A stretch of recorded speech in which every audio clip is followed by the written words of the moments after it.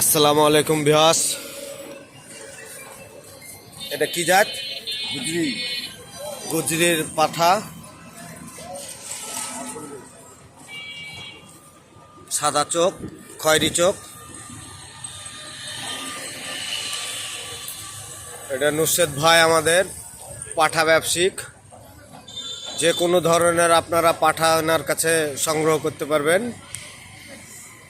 এবং বিট দেওয়ার জন্য ওনার কাছে ভালো ভালো পাঠা আছে।